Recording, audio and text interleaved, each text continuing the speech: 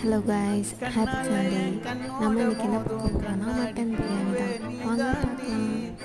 உன்னோட நான் ஒன்னாக வேணும், வேற எதுவும் வேணாண்டி.